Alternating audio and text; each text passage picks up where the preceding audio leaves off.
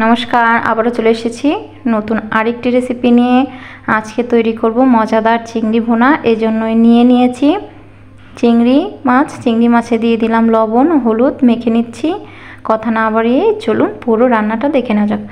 আর সবাইকে অনুরোধ করছি, প্লিজ আমার ভিডিওটাতে অবশ্যই একটা লাইক করে দেবেন। যারা যারা আমার ভিডিওটা দেখছেন প্লিজ আমার ভিডিওটাতে লাইক করে দেবেন। চিংড়ি মাছগুলোকে এখন আমি ভেজে নিচ্ছি। একটু ভালো করে ভেজে নিতে হবে। এই তো মাছগুলো ভাজা হয়ে গেছে। আরেকটা পাশে একটু উল্টে পাল্টে ভেজে নামিয়ে নেব। চিংড়ি মাছটা নামিয়ে কড়াইয়ে দিয়ে দিয়েছি তেল।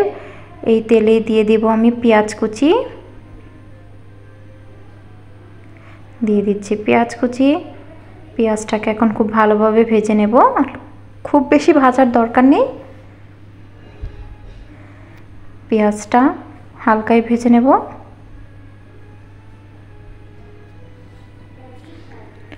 পেঁয়াজ ভাজা হয়ে এলে এর মধ্যে দিয়ে দিলাম লবণ, হলুদের গুঁড়ো, দিয়ে দিলাম মরিচের গুঁড়ো, দিয়ে এখন মশলাটাকে কষিয়ে নেব। কষিয়ে নিচ্ছি মশলাটাকে।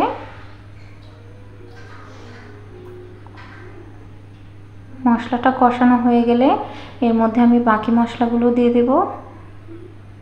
দিয়ে দিলাম জিরে বাটা, দিয়ে দেব পেঁয়াজ বাটা,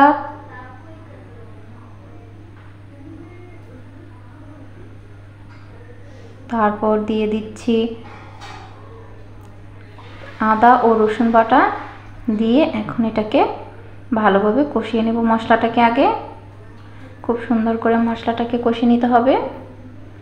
মশলাটা যত কষাবেন মাছটা খেতেও কিন্তু খুব ভালো লাগবে।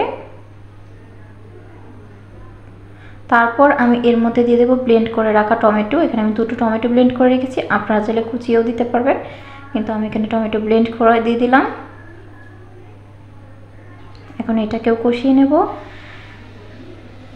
কষানো হয়ে এলে তারপর এর মধ্যে আমি দিয়ে দেব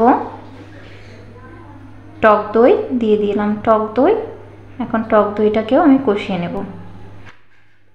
এখন এটাকে ভালোভাবে কষিয়ে নেওয়া হয়ে গেলে তারপর আমি এর মধ্যে দিয়ে দেব ভেজে রাখা মাছগুলো। খুব সহজ একটি রান্না, খুব ঝটপট করে নিতে পারবেন এই রান্নাটা। দিয়ে দিলাম ভেজে রাখা মাছগুলো।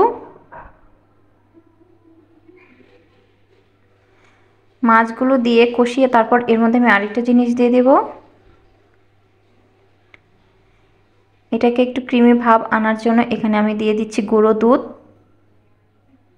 এখানে আমি দুধ থেকে 3 চামচ গুঁড়ো দুধ দিয়ে দিলাম। আপনারা চাইলে এটা নাও দিতে পারেন, স্কিপ করতে পারেন, কিন্তু এটা দিলে কিন্তু একটা ক্রিমি ভাব আসে, খেতে কিন্তু খুব টেস্টি হয়। দেওয়া হয়ে গেলে ভালোভাবে কষানো হয়ে গেলে আমি এর মধ্যে আরেকটু গুঁড়ো দুধ দিয়ে নিয়েছি। এখন এটাকে ভালোভাবে কষিয়ে নেব। এখন এর মধ্যে সামান্য পরিমাণে জল দিব, খুব বেশি জল দেব না। এর মধ্যে দিয়ে দিচ্ছি সামান্য পরিমাণে জল, যেহেতু এটা আমি ভুনা করব। এখন আর 2-3 মিনিট এইভাবে রান্না করে নিলেই কিন্তু আমার রান্নাটা রেডি হয়ে যাবে। এই তো একদম রেডি হয়ে গেছে আমার রান্নাটা। এটাকে এবার নামিয়ে নেওয়ার পালা। এর আগে নামিয়ে নেওয়ার আগে আমি এর মধ্যে গোটা কয়েক কাঁচামরিচ দিয়ে দিলাম, দিয়ে এবার রান্নাটাকে নামিয়ে নেব। খেতে কিন্তু এটা খুব চমৎকার লাগে, আপনারা বাড়িতে ট্রাই করে দেখবেন। মাছ তো আমরা অনেকভাবেই রান্না করি, এইভাবে রান্না করে দেবেন। এই তো আমার রান্নার ফাইনাল লুক দেখুন, কি সুন্দর ক্রিমি একটা ভাব এসেছে গ্রেভিটার মধ্যে। কেমন লেগেছে অবশ্যই কমেন্ট করে জানাবেন। ভালো লাগলে ভিডিওটা শেয়ার করবেন আর বেশি বেশি লাইক অবশ্যই। আজকের মতো এ পর্যন্তই।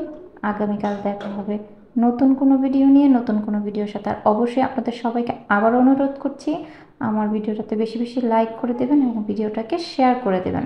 আর চ্যানেলটা সাবস্ক্রাইব করতে ভুলবেন না। টাটা।